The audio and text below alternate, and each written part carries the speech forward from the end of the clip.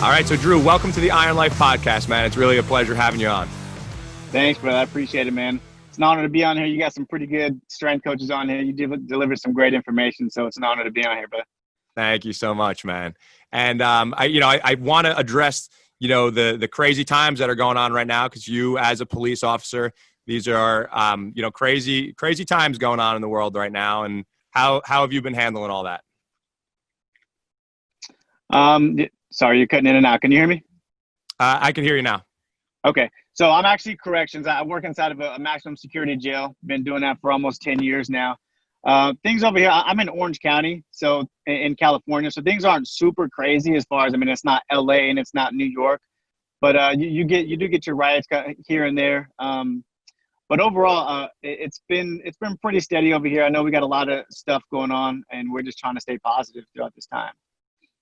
That's great, man. That's all you can do, and just keep leading by example, man. You're setting a good example for all the police officers out there that are working hard, doing their jobs, and trying to keep everybody safe. And corrections, police. To me, it's all very similar work, right? I'm sure. So yeah, just stay safe out there, man. And why don't we kick this off with a little bit of your backstory and kind of tell everybody who you are and what you do in the strength conditioning industry.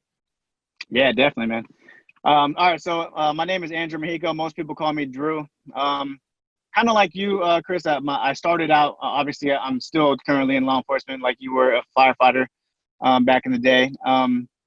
So started playing sports my entire life. I still remember to this day the very first moment that will push me to start training. And I was a senior in high school, and I hugged this girl, Savannah King, and she patted me on the stomach. This was after football season, after everything. I was done playing ball. She patted me on my stomach, and she said, "You're getting a little bit of a belly there, huh?" And that triggered me, man. I was like, dude, you know what? I can't be the fat kid. Like, I gotta get this shit in line. Sorry, am I allowed to cuss on here, bro? I'm sorry. Totally. All right. So yeah, at that point I went all in on training. I obviously started, like a lot of us started with the bodybuilding type stuff, Arnold stuff, anything you find on bodybuilding or in the magazines. So I was getting great results, and it was obviously, of course, because I was doing something. I was brand new to training. If you do anything, you're going to get results, whether it's right or wrong. So I had the benefit of that for the first few years. Worked out all throughout college. Got hired on through my department a week before I graduated college. And throughout when I was in college, I thought about actually switching my major from criminal justice to like exercise science or kinesiology or something. And at that time, after I took a couple classes, I just didn't know where to go from there, or if I was going to be able to make any money or what the case was. So I just stuck with my route and did the criminal justice thing. Got hired on, went to the academy right after I graduated. Shortly after, I started playing football for it's called the Orange County Lawmen. It's like a semi-pro league it's a law enforcement league.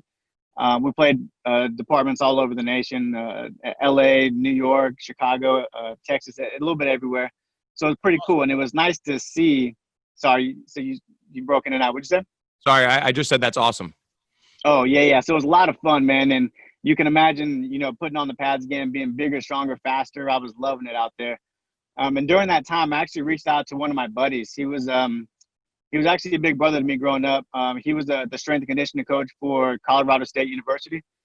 And I just hit him up and I was like, hey, can you like program for me? Like I'm playing ball again. I want to be better. I want to improve my performance.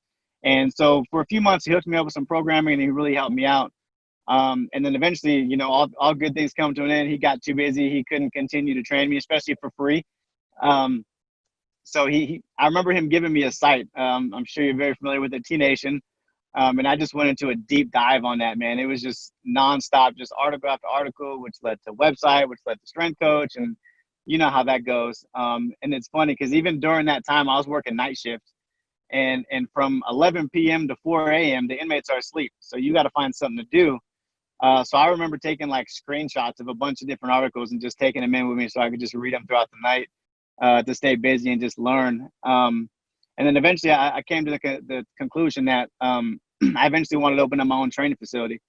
I saw guys like, Ferrugia, DeFranco, Mike Robertson, all these guys opening up their gyms. I'm like, dude, I could do that in California, right?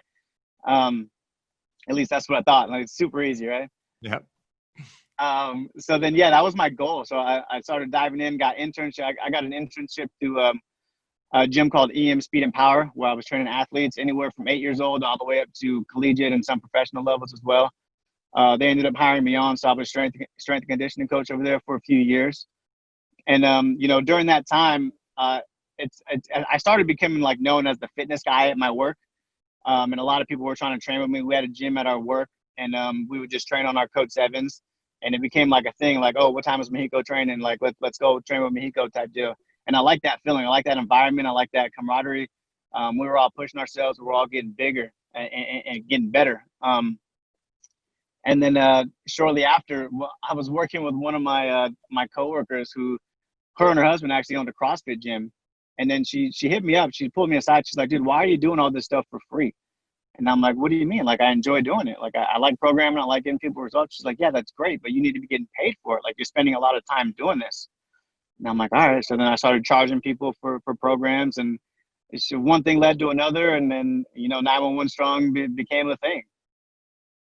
Wow, man, that's awesome. I think I could totally relate to the fact that you were training people for free and then almost uncomfortable asking for money, right? Like when dude. There's so many people in this industry that have that same experience. Like, oh, why not? I'll just do it for free. It's like a dentist isn't going to clean your teeth for free. Like, why the hell should trainers be training people for free? But for whatever reason, it's this thought that we have, like, oh, actually, I could just do this for free. But with the keeping that in mind, I think that's how all great coaches start, because you're doing it because you love it and you just want to kind of teach people, help people. And that's always what leads to, a successful business. But not in the beginning, the early years, it's not great for business to be training people for free, as you know. But right. I think in the long run, it actually does help. Yeah, no, I totally agree with that. And it definitely helped me because I was new to coaching. I didn't have that background that people had during college where they did the whole 4 or 5 years of, exercise science and got some reps in that way. So this was my way of doing my reps and trying to be the best coach that I could be. Got it. So tell me about 911 Strong. What does that look like? Yeah, so it's an online training platform. We focus on training and nutrition, and we gear it towards law enforcement officers and police officers. Police officers and first responders. Mm-hmm. So kind of how it started out was one thing trickled over to the next, like I mentioned before. Sure enough, I started charging my first client, and he started telling more officers, and it kind of just happened word of mouth. And what we do is what I learned training with athletes for a few years is that police officers, you got three types of officers. One, but the bodybuilder. You got two, you got the CrossFitter that likes to go all out nonstop. And then you got the runner. And all three of those are important, but if they're done, by themselves, they're going to do some damage or not get the optimal results for that specific officer, right? And working with athletes, I kind of realized that this is how officers should be training. We should be strong. We should be powerful. We should be explosive. We should have some lean. We should look good in a uniform, and we should be well conditioned. And that's kind of how my philosophy started, to where I kind of just transitioned what I was doing with athletes, and I learned where officers were struggling with it, and as far as with their training, and I adapted it to that. And that's kind of how I started the business. Got it. So why don't we dive into that, man? Because I saw, an article that you had up on your Instagram of the mistakes that police officers or law enforcement that they make within their training. So let's kind of dive deeper into that. What are some of the biggest mistakes that you see that police officers, law enforcement are making in their training? Yeah. So for one, to start, everybody skips a warm up. I know the Franco talks about you go into the gym, you do some of these, couple arm swings, couple toe touches, and then you think you're ready for max effort squats. It's like, dude, there's no way. That's the Hulk Hogan. Yeah. Exactly. So that's one of the biggest mistakes right there. Like I mentioned before, as far as those three mentalities, you got your bodybuilder who's gonna just be super sore all day, be super tight and wound up. The CrossFitter who's just gonna be crushed because all he wants to do is super metabolic work, max effort wads, who doesn't feel they got any work unless they throw up when they leave the session. And then you got the distance runner who's just killing their joints and getting soft, and they have zero strength. So if they do need to go hands-on with someone, they don't have that strength to be able to do it. Nutrition is obviously super huge. That's one of the things that we struggle with, because we deal with people that are, in custody, on patrol, investigations, SWAT operators. So being able to find a nutrition plan that fits them, that they're going to be able to sustain on and off duty, is a challenge for sure. I would say not knowing how to properly condition the correct way, kind of just skipping the whole aerobic base itself and just going straight anaerobic or glycolytic stuff. There's some balls to the walls type deal.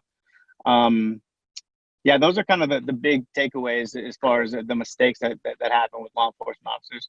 Obviously, sleep does carry over as well. Yeah, and I think it would be great if we could kind of hop into all these things. But now, strictly from a training standpoint, I think some people, some guys, that let's just use the bodybuilder example, that's the only way they know how to train, right? So like, what are some things, what are 1 to 3 things that they could start doing today? Let's just say they start incorporating a warm up, right? That's the first thing. They got to get loose. No more Hulk Hogan arm swings before they jump into their max effort squat day, right? But exactly. A thorough warm up. But what are some other things that they can do to make their training more performance based that will then carry over to their career? Yeah. So for one is stop training for muscles and train for movements. We focus on the big foundation of movements, the squat, the hinge, the push, the pull, the lunge, the carry. Those are all very important things that they should be doing right now, and hitting those each movement either on a weekly basis or a daily basis, depending on how their training split goes. Find a training split that's going to work for you and your schedule, and understand that if you're working a 16-hour day, you're not going to want to do max effort squats after that shift. And even if you do, you're going to be, cracked out on stimulants, and your training session is not going to be good, and your recovery as well. So learning how to adopt the different training days for your weekly training split is very important. Learning how to condition the proper way. So I would always start with more aerobic-based focused work in the beginning phases of a program before you even get to anaerobic stuff, because we really want to dial that in first and build the biggest base and foundation that we can before we dive into any anaerobic stuff like that. So that's kind of how I would start, if that makes sense. Hope that answered your question. Totally. So when you are coaching somebody, when you're training somebody, what's a typical program, what's a typical training split look like for you that you like to use for people who are police officers and working shift work and all that? Do you like to do, upper, lower, full? How many days a week do you like to train? How do you split it up? Yeah, so I do like if they can train 4 days per week, I like the upper, lower split. If they can train 3 days per week, I'll do like the upper, lower, full. I find that loading, like I mentioned earlier, loading the heavier load stuff on their off days when they're well rested, their nutrition's probably a little bit better, is going to be more conducive to their training and getting better results in recovery. And then on their work days, doing more like accessory based work, maybe throwing in some conditioning, some cardiac output circuits, things like that. Yeah. I think one of the biggest things that you said there too is, if you work a 16-hour shift and you're exhausted and you feel like shit, you don't have to stick to the plan. If you had a max effort squat day or deadlift day, if that's what was programmed originally, but then some shit went sideways and now you ended up working crazy hours and you're exhausted, you don't have to go. It's okay to auto-regulate. And I think a lot of police officers need to understand that. You could shift gears and say, you know what? I don't want to skip my workout, but I'm going to do something. I'm going to go break a sweat. I'm going to go get some movement in. Maybe I'm going to get some aerobic work in, or maybe I will get some strength work in, but maybe I'll do a couple legs of some unilateral stuff. I'll do some hinging and I'll go home. You don't have to stick to exactly what's on paper because, as you know, life happens, right? And especially with this career, things are going to happen. Things are going to change. So don't be afraid to shift gears and kind of steer away from what you were supposed to do that day, because live to train another day.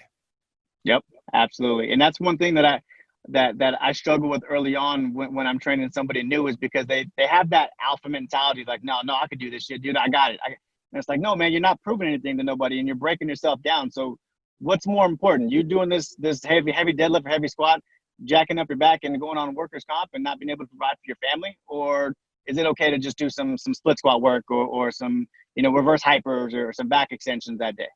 You know? Mm-hmm. Mm-hmm. Yeah, man. And so what are some things that you'd like to do to stay on the topic of recovery, right? What are some things that you'd like to do for recovery? For one, we like to do mobility circuits. Mobility is a huge thing. That leads to a lot of injuries in police officers. You know, your lower back, your knees, your shoulders. A lot of that is caused from mobility and just being stuck in a car all day, stuck in boots all day, just being in poor positions that are not optimal for you. We do a lot of like breath work. I'm really big on that. We got a lot of chest breathers here, which drives that sympathetic nervous system. So we really want like to shut that down and get more parasympathetic. With different breathing drills, different box breathing, maybe if they want to throw in some yoga, just going on long walks, 20, 30-minute walks, just nice and relaxed, not a jog, not a sprint. Any type of massage work, maybe, at least, I try to shoot it for at least once or twice per month to actual massage work. And those are primarily the more, you got a couple people that go a little bit beyond and do the cryo and just go more float tanks and things like that. But the majority of people, I would say we stick with just those recovery modalities. Got it. And so for all the meatheads that are out there listening right now, all the meathead police officers that are like, what do you actually do within training? So now let's go back and let's imagine that it is a day where they could push the envelope. How do you break that down? Like, what does a typical training session look like with you? Yeah, so I start every session with what it's called the 10-4 warm up. And I kind of coined it because you should be able to get it done within 10 minutes, and there's 4 components to it. So component number 1 is your release work, some type of SMR work, some lacrosse ball work, something like that, focusing on those target areas that you're trained. Component number 2 is going to be your resets, so your corrective exercises. We're trying to get the right muscles turned on and the right muscles turned off to make sure that they're in optimal position for the training session. Component number 3 is our dynamic warm-up. And then our component number 4 is going to be some type of explosive work to excite that nervous system, get more explosive, be athletic. And then we get into the strength training itself.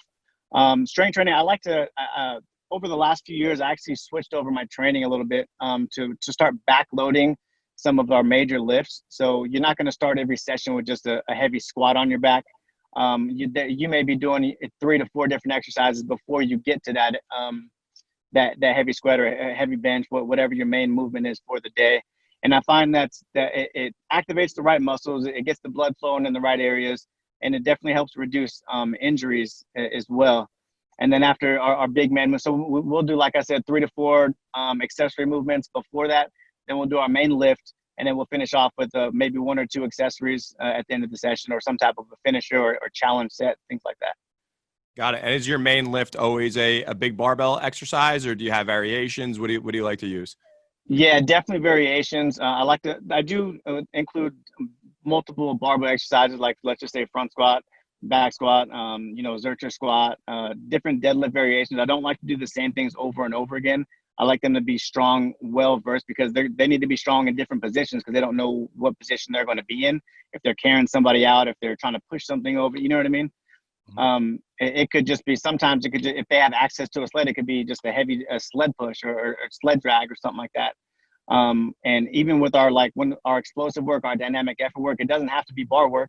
It could be jumps, it could be throws, it could be anything like that as well. As long as it's, if they're proficient with Olympic lifts, which I very rarely find possible, I'll allow them to do it, but it's super rare that I don't even really dive into it, to be honest with you. Yeah. So I think that's such an important thing that you just said there. Is people are so married to the idea of bench, squat, deadlift, but there are so many different variations of those exercises. And you could also do a max effort sled day, right? You could do a heavy sled drags, heavy sled pushes. You could do so many different things. You don't have to be just married to that idea of bench, squat, and deadlift. And, for such a long time, and I'm sure you could relate to this, early on in my career, I was married to those exercises as well. And I was also set on the idea that it's funny, I actually just put up an Instagram post on this yesterday, because for the longest time, my first movement of the day was always the big lift of the day, because I didn't want to get weaker, bro. I need my gain. Yep. Absolutely, man. I've been there, man.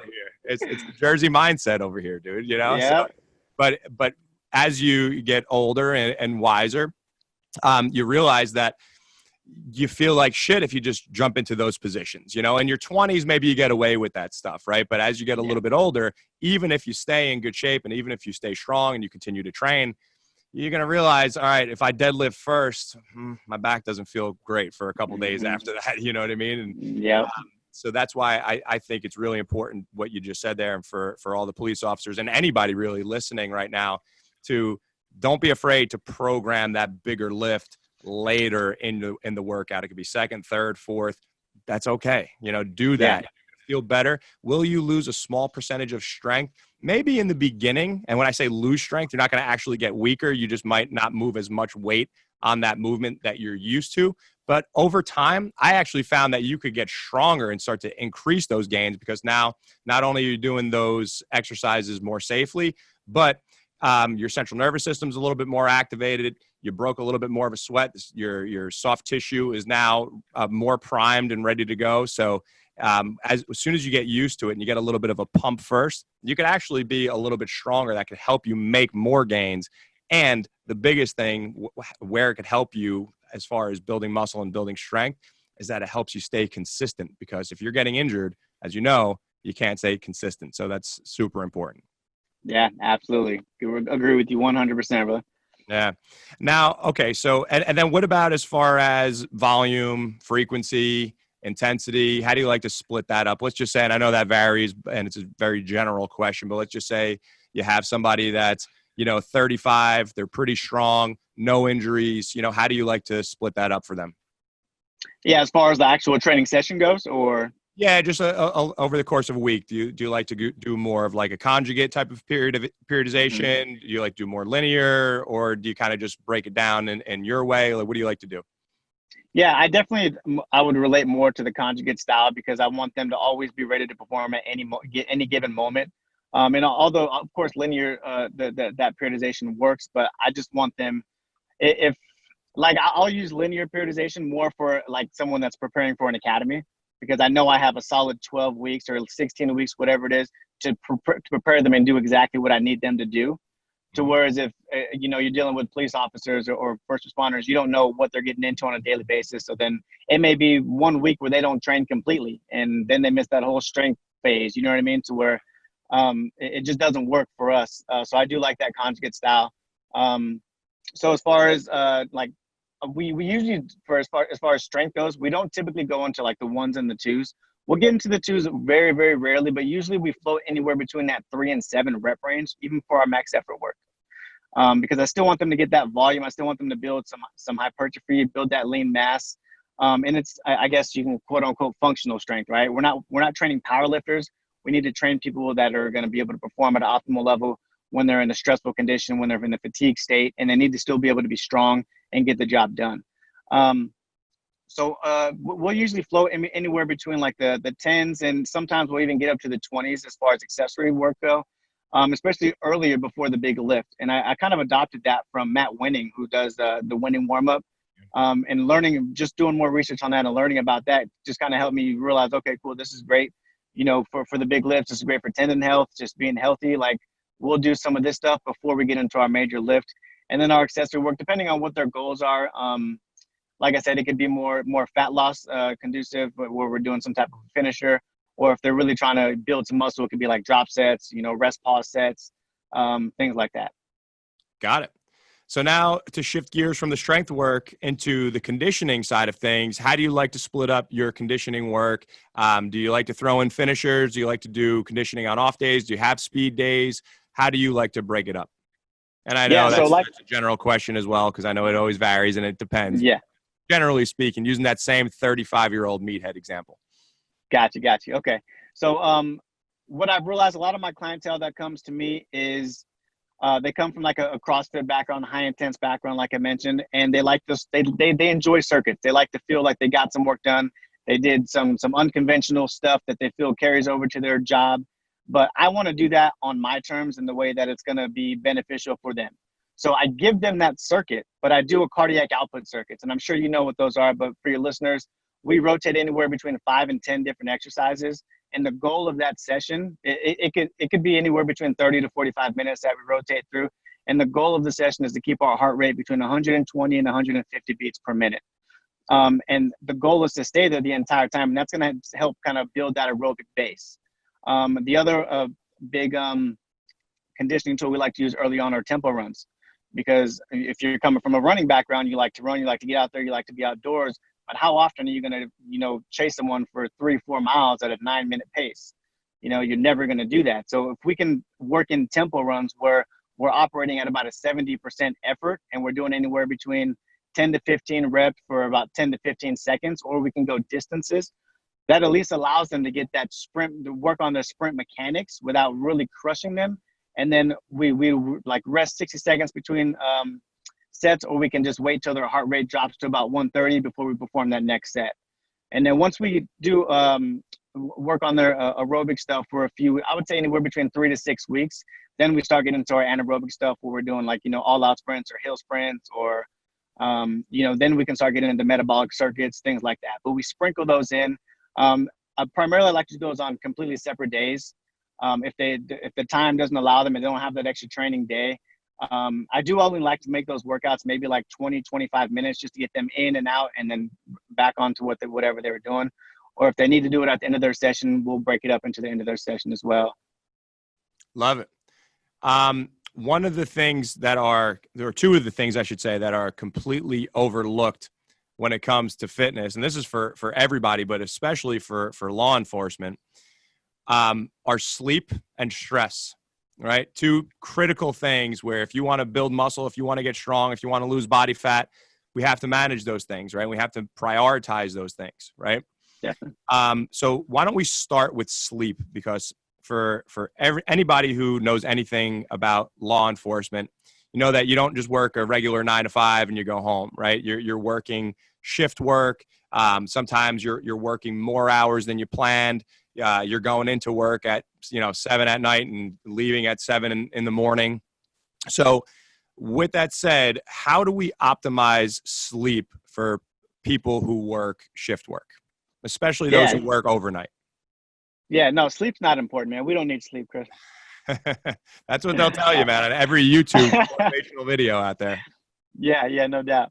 No, that's definitely one of the struggles that we face with our jobs as well and our clientele.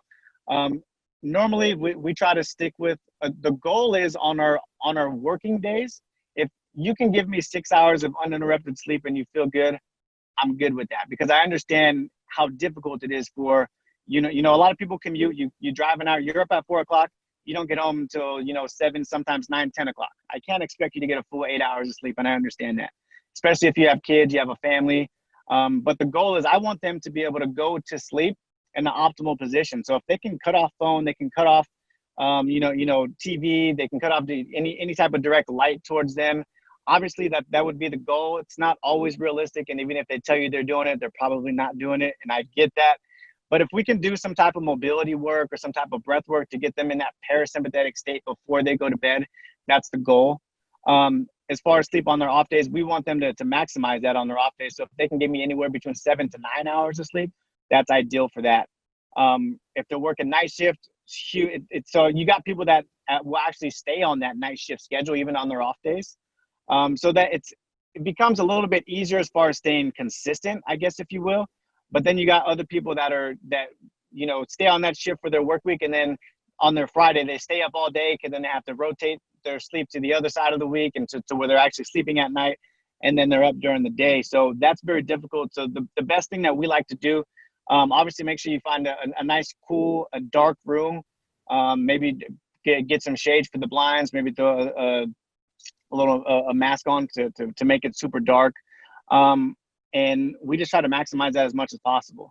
So we understand it's going to be difficult, but we do track that to see how many hours of sleep that they are getting a night, because then that would auto-regulate depending on what they're going to do for the next day of the training session as well. That's great. And one thing I want to add there too is, I think that if you're coming off of shift and it's daylight, right?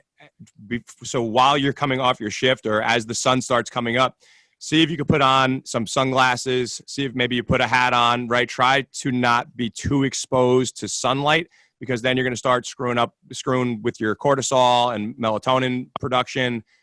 So if you're going to be going to sleep at 9 or 10 o'clock in the morning, try to stay away as best you can from sunlight. And then, like you said, get to a cold, dark room and get some sleep. But what about the adjustment phase? Is there any tips that you have for that? Like, so if they work nights and now they have 4 days off and they're trying to get back to a normal schedule, that first day, I think that's the most challenging day. Do you have any tips for that? Right. What I found is that if you're getting up, let's just say 6-7 o'clock in the morning, and this is your Friday, if you're able to get at least 3 to 4 hours of sleep right then and there, that's going to be optimal, because then at least you'll still have 10-12 hours of the day before you can kind of get back into the normal swing of things. I think a lot of times where people mess it up is they stay awake that entire time. So then they're up for almost 24 hours and they're super tired. And then if they do have a training session that day, then it's crappy training session. So based off of those, we actually auto-regulate their training as well for those days, those swing days in the middle. But that's kind of how I would recommend it. So try to get a few hours of sleep initially right when you get off, and then be up for the rest of the day, and then that'll kind of take you back to your normal routine. Got it. Now, Dru, what about stress management? It's a stressful job, like we talked about earlier, especially right now. There's a lot of chaos going on in the world right now. What are some things to do to help mitigate and manage some of that stress? Yeah, so stress is super big, right? Police officers are definitely in a sympathetic state the entire time. That's understandable. We need to teach them how to shut that off throughout the shift and throughout the day as well.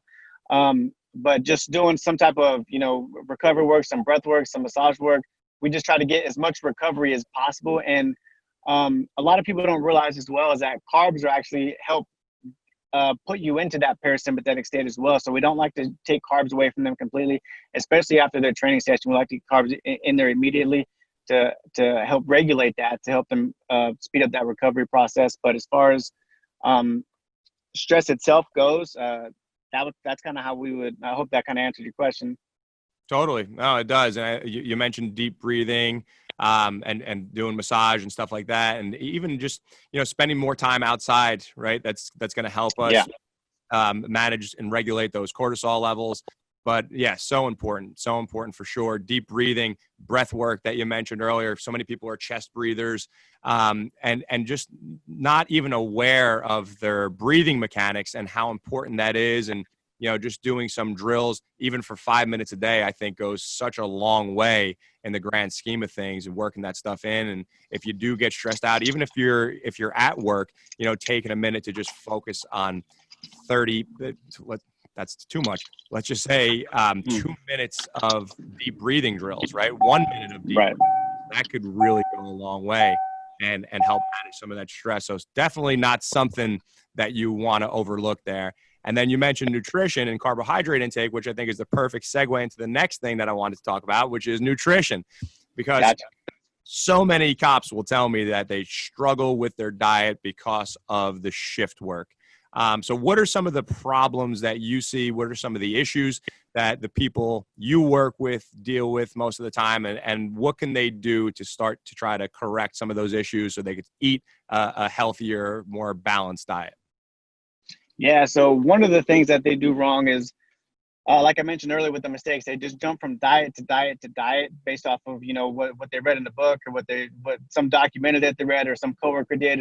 And what that does, it just sends them down a yo-yo path to where they lose, 5 or 6 pounds, then they gain it back. And then they lose 5 or 6 pounds again. And then it just messes up the hormones and everything is just jacked up. So you'd be amazed on how many police officers, even if they're overweight, they undereat. So I can have a guy that's 250 pounds who wants to lose weight, and I calculated his current nutrition, and he's eating like 1,400 calories a day. So I'm looking at that. I'm like, dude, this is what you're eating a day. What do you want me to cut? You want me to take you down to 1,000 calories? That's going to jack you all up. You're going to be flat. You're going to perform like crap. You're going to sleep like crap. It's going to mess up everything. So one of the biggest things that we do is we calculate where they're going to be at, where their maintenance level should be. And then we work on building them up to their maintenance level slowly before we enter that first cut. So if let's just, an example is, hypothetically speaking, somebody's maintenance levels are 2,500 calories per day, meaning they should be able to eat 2,500 calories a day and not gain or lose a single pound. but right now they're eating 1,200 calories. So we need to slowly increase that all the way up to 2,500 because that's homeostasis. That's where we need that's our foundation. And then from there, we can have a solid cut that's going to be, sustainable. So that's kind of how we rotate their nutrition. We have to build a lot of them up to their maintenance. Then we cut for about 12 to 16 weeks. And then we have to build them back up because we can't leave them there because that's going to jack everything up. So we got to build them back up to their maintenance and then cut again. And then that's kind of how we operate in these waves. And that kind of helps keep energy levels good. It keeps sleep good. It keeps performance good and helps them keep getting results. And that's kind of how we just rotate everything. As far as shift work goes, we need to figure out, obviously it's easier to eat on your days off. Depending on where you're working, if you're working in jails, it's a lot easier. It's more of a controlled environment, if you will, even if you're in a maximum security jail, because you kind of know the day-to-day operation. So it's like, hey, I got 10 to 15 minutes here. Let me heat up some food and eat. But if you're on patrol or you're doing some type of investigations or something, it's a little bit more difficult. So we may need to be able to eat more. Sorry. Oh, there you go. Can you hear me? Oh, sorry, bro. So you need to be able to eat more and either before shift or after shift, be able to get at least one solid meal and during your shift, and maybe drink a couple protein drinks or have a protein bar or something to still be able to maintain the proper caloric intake and give you the right energy levels to perform the job correctly. Yeah, I love that. And what's funny is as you increase their calories, bringing them back up to maintenance, oftentimes they're going to start losing body fat because they're eating more food on the way, right? So everybody's usually pleased with that. And if you could eat more and lose some body fat while you're at it, that's a win-win for everybody. Yeah, no doubt. But I think one of the struggles too, at least with some of the guys and girls that I've worked with in law enforcement when it comes to nutrition, is that they say they are on the road and they're struggling with the quality of food. And one of their go-tos might be fast food, or it might be stop at a Dunkin' Donuts, or it might be, and not only are you up overnight working this shift work, but now you're eating Taco Bell at 3 o'clock in the morning. That's not good for anyone. So what about as far as the quality of the nutrition that they take in, the quality of their diet? Any tips that you can give them on how they could start to improve that, things that they could do, right away? Yeah, so during the actual work week, like you said, it is difficult, especially if they're on patrol or whatever the case may be, to get that quality food in. And the easiest thing that I found is obviously you got to prepare your meals. If you're planning on winging it when you're on shift, you're for sure gonna fail that day, no doubt. Preparation is key. Yeah. So if you have if you pack a cooler, pack some solid foods with you. Make sure you're hydrated. I know a lot of people don't like to drink a lot on there because they don't like to go to the bathroom when they're on duty, but it's really important to keep you hydrated, right? That's good for cognitive function and it's just good overall. But yeah, just pre-pack your meals. There's a lot of different meal prep options that you can do if you don't have time to prep your meals. I do that myself. I order at least 10 to 15 meals per week for myself because I don't like to cook a lot, nor do I have the time to do it. And it's all about, just like you said, getting those proper nutrition to where you're not eating Taco Bell. And if you do have to go out, make smarter choices. Pick up, I don't know what kind of food you guys have out there in Jersey, but there's flame broilers and Whopper grills and stuff out here. Get those, ditch the sauce, and get the veggies, get the proteins, and get the good carbs in there as well to help you make it through that shift as well. Got it. So we covered a lot of ground here, Dru. We covered stress management, we covered sleep, we covered training, nutrition, conditioning, recovery. What else are we missing here? What's another component? What's another piece of this puzzle that we didn't cover for law enforcement? What they can do and work into their training week, work just into their lifestyle in general that could help them see better results, feel better, perform better, and kind of check all those boxes. Yeah, one thing I didn't really touch on is, training. You can train with the weight vest because that's going to carry over more to your job duties as well. And focusing on grip work and strongman work is also very key. We do a lot of carries. We do a lot of plate pinches. That's great for better shooting. For if you're going to go hands on with someone and someone's trying to take your gun, or someone's trying to just get a hold of you, you're trying to control them. It's always good to study, practice some type of, martial arts in that sense, some type of MMA or something like that, because it's not a matter of if your number gets called, it's a matter of when, and you need to be able to perform during that time. There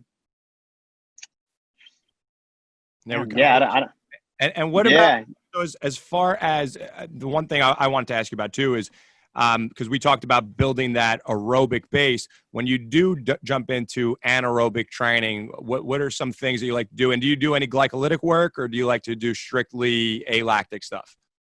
Yeah, so we later on, once they've done their conditioning for at least 10 to 12 weeks, we'll get into more glycolytic stuff. But as far as the anaerobic stuff, but yeah, we do get into sprint work. We're going all out, 10 to 15 seconds, getting full recovery, getting back at it, doing full recovery. And then once we get into so once they continue to progress on that, then we'll get into, sprint work with added calisthenics in the middle, whether it be like some type of core work, some type of push-ups or pull-ups, and then sprint again, and vice versa. Because I eventually we want to build this foundation, but we want them to still feel what it's like to train at a high level when they're fatigued, right? And that's another reason why oftentimes we'll program explosive movements later on in their workout, because I want them to know and feel like, okay, cool, I did the lunges, squats, and RDLs. Now I'm sprinting, and I still feel good, because that's what you're going to be like when you're on duty. I love that. I love working in some of the power stuff later in the workout, because especially for this job, when shit hits the fan, it's not going to be like, all right, it's going to be a perfect sequence, right? We're going to do our power stuff first. You got to be nice and explosive. No, you need to be explosive even when you're fatigued, right? So if shit goes down, you're prepared. If you need to throw, if you need to grapple, if you need to throw a punch, whatever needs to happen, right? You need to be explosive, and you might have just chased somebody for 3 miles before that actually happens, right? So you need to be explosive. Yep. And powerful. So don't just get caught up in like, okay, I got to do my power stuff first. I'm going to do my strength stuff. I'm going to do my hypertrophy stuff. Like, we can change the order of these things, and you should, from time to time, to make sure that you are continuously making some type of adaptation and preparing yourself for the tasks at hand. And listen, all the stuff we've covered today, Dru, this goes for obviously anyone in law enforcement, but it goes for anybody in general, right? I mean, we could talk about the same things that we just covered could apply to anyone listening to this show, right? Unless you're a bodybuilder or a physique competitor, you should be training for more performance. Doesn't mean you can't throw in some bodybuilding stuff. We all like to get them gains, son. Of course, got to. It's beach season, baby. That's it, man. Come on, you got to come over here to Tiki Bar next summer, man. Hell yeah, damn. We'll have a good time. But you have to be ready to perform, because whether you are a police officer or whether you are the mom of 5, you have to be able to perform. You should feel good. You should be able to move well. You should be strong. You should have lean muscle mass. You should eat well. You should sleep. You should recover. All of these things apply to everyone, not just law enforcement, but especially for you listening that are in law enforcement, or if you're a firefighter, or if you're a paramedic, or you work EMS. All of this stuff needs to be taken really seriously. And I think the best thing that you can do to get, because this is a lot of stuff, right? You might be listening and being like, oh, this is a lot of shit. How do I know what the hell is alactic? Like, right? That's why it's so important to have a coach. That's why it's so important to let somebody else manage this stuff for you. I preach it on probably every single episode of this podcast on how important it is to have a coach in different areas, whether it's business or relationships or fitness or whatever. Don't try to just do this stuff on your own, because it's not your job. It's not your career. Guys like you and I, Dru, we do this to help other people, right? So that's why I think it's so important for anyone listening right now, if you feel overwhelmed, to make sure that you hire a qualified coach that could truly help you get to that next level. Dude, I'm so glad you mentioned that, because that was actually going to be my next point. Is we get these mentalities. We're like, oh no, I read this article, I know what I'm doing, or I'm getting the. It's like, bro, you've looked the same for the last 4 years I've known you, and you're getting worse, and you're blaming it on age. So you're doing something wrong, brother. Like, don't be afraid to invest. I'm sure you've invested in coaches. I've invested in coaches, business coaches, life coaches. and I've always gotten back tenfold from what I invest in, right? And I strongly recommend whether you invest in programming and coaching, whatever it is, find something, because like you mentioned, this is not what you do. If I have if my air conditioning goes off in my house, I'm not going to try to fix it myself. I'm going to call the AC guy to do it. Your body is more important, because this is something that you're going to do every day, and especially you're caring for yourself and caring for somebody else in the community as well. Totally. And when you pay attention. So if you're someone who is not taking your fitness as seriously as you should be, especially if this is your career, you know, when you make that investment, now you're way less likely to just say, screw it, you know, because how often does that happen too? We talked about the police officers that do enjoy training, but there are many that kind of put it on the back burner. I'll start next week. I'll start next month too. And, you know, then you're doing yourself a disservice by putting that on the back burner. Like you have to be able to perform. You need to stay healthy. And, you know, if you're continuously putting that stuff off, man, it's so important for you to say, you know what, this is time for me to invest in myself and work on myself and make sure that somebody's holding me accountable, that I get this shit done, because obviously I haven't been able to do it for myself. Yeah, no doubt, man. 100%. Yeah, man. And speaking of, so if anybody listening to this would like to work with you, where could they find you? Tell us all about that. Yeah, so I do a lot of my stuff primarily through Instagram. So you can go on 911strong.com, NINE, the numbers 11, and then strong. You can download a free top 10 mistakes that law enforcement officers make right on there as well. Just get connected with me. Shoot me a DM. I respond to everyone personally. And you can also visit my website, 911strong.com as well. But primarily everything is done through social media, through Instagram. Awesome. Dru, I want to thank you so much for coming on, man. This was great. I really appreciate you taking the time, and you are making an impact over there, man. You're changing lives, and you're helping a lot of people. And this is, you know, now more than ever, a really important time for law enforcement to prepare themselves physically, mentally, emotionally, keep their nutrition in check, and everything else that we covered. So keep up the great work over there, man. Thank you, brother. I appreciate it. You too, man. You're killing it, brother. I love watching your videos, hearing your content. It's good shit. Thank you so much, dude. All right. Definitely.